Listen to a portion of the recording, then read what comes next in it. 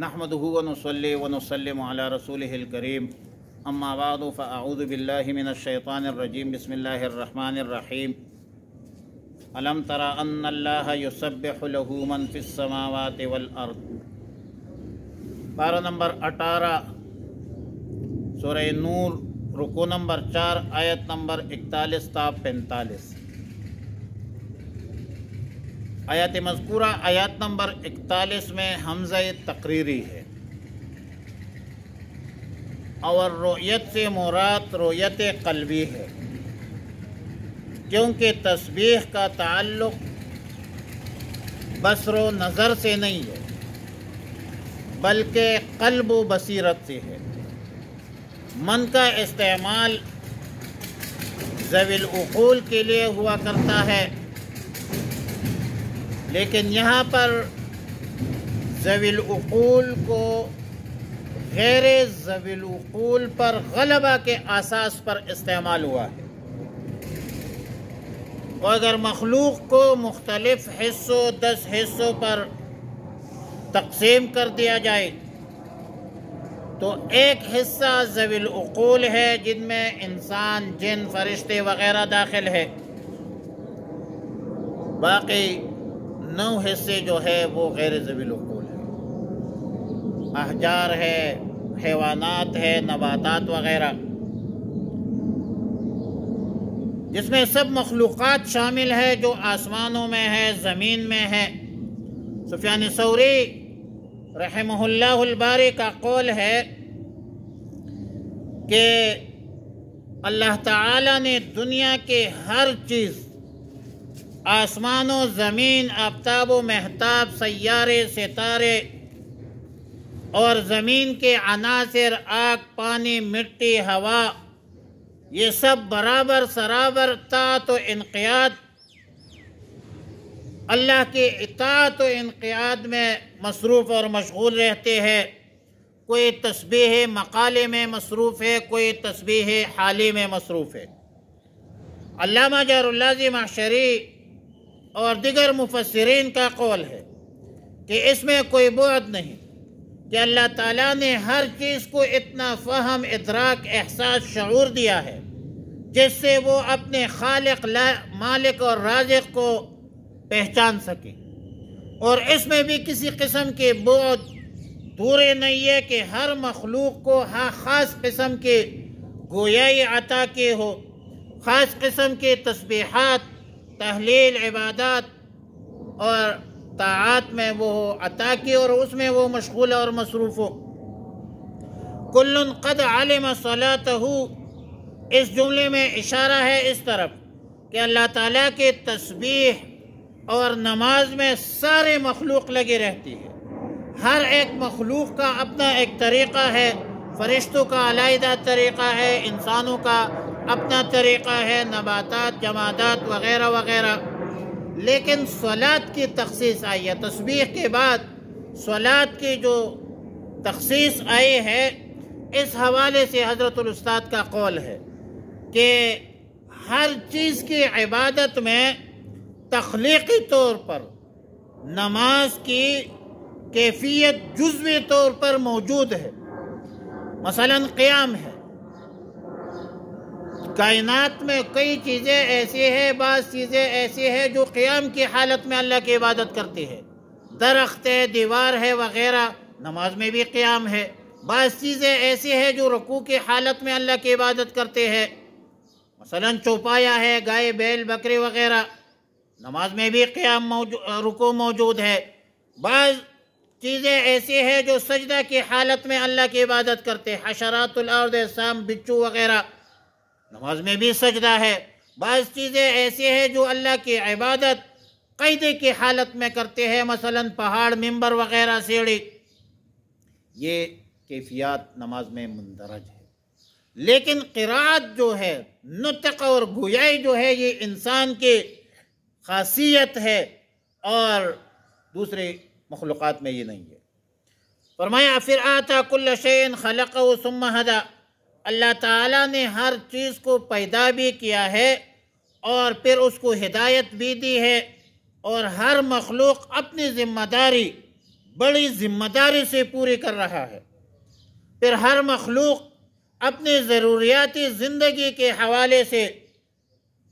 وہ بھی سب کچھ جانتا ہے، اس کو ہدایت کی گئی ہے، توالد ہے، تناسل ہے، گونسلہ ہے، غذا ہے، سب چیزیں، سب تدابیر جو ہے وہ اختیار کرتے ہیں، یہ اللہ نے ان کو ہدایت کی ہے۔ بہرحال ہر چیز اللہ کی تسبیح تحلیل بیان کرتے ہیں، اور یہ دلائل توحید ہے۔ ان لوگوں کے لیے جو ہدایت کے متلاشی ہے اور اللہ کو سب کچھ معلوم ہے، جو لوگ توحید کے قائل ہیں ان کو جزا ملے گا بروز قیامت، اور جو توحید کے منکر ہے ان کو سزا ملے گا بروز قیامت۔ آیت نمبر 42 میں اللہ کے قدرت و تصرف کا بیان ہے کہ اللہ تعالیٰ آسمان و زمین پر قادر ہے، اور جو کچھ ان دونوں کے درمیان ہے اسی پر بھی اللہ کی حکومت ہے، اور ہر چیز اللہ کے حکم سے چلتا ہے، سب کچھ اللہ کے اختیار میں ہے، سب مخلوقات نے اللہ کی طرف لوٹ کر جانا ہے۔ آیت نمبر 43 میں فرمایا کہ کیا تجھ کو یہ بات معلوم نہیں کہ اللہ تعالیٰ ایک بادل کو دوسرے بادل کی طرف چلتا کرتا ہے؟ سما سے مراد بادل ہے، اور جبال سے مراد وہ بڑے بڑے بادل ہے، بادلوں کے بڑے بڑے پہاڑ ہے، اور بردن سے مراد اولے ہے۔ اللہ تعالیٰ بادل کے مجموعہ کو باہم ملاتا ہے، پھر اس کو تہ بتہ کرتا ہے، پھر اس کی بیچ سے بارش نکلتا ہے، اور پھر اسی بادل میں اولے بھی برستے ہیں، جس پر چاہے گرا دیتا ہے، نقصان بھی ہوتا ہے اس سے، جس کو چاہے بچا لیتا ہے، اور اس بادل سے برق رعد بجلی بھی پیدا ہوتی ہے، ایسی چمکدار ہوتی ہے کہ اس سے گویا کہ بینائی چلی جائیں گی، بینائی جو ہے وہ اچک لے گا۔ یہ سب کچھ اللہ کے تصرف میں ہے، اللہ کے اختیار میں ہے، اللہ کے حکم سے چلتے ہیں۔ اور اللہ کے تصرفات میں سے یہ بھی ہے دن رات کی تبدیلی۔ اہل دانش کے لیے توحید کے دلائل ہے، جانوروں کا چلنا بھی اللہ کے تصرف میں ہے، اللہ کے اختیار میں ہے۔ ہر چلنے والا جاندار بری اور بحری جانور ایسے ہیں جو اپنے پیٹ کے بل پہ چلتے ہیں، جیسے سام بچلے بعد 2 پیروں پر چلتے ہیں، جیسے انسان اور پرندے 2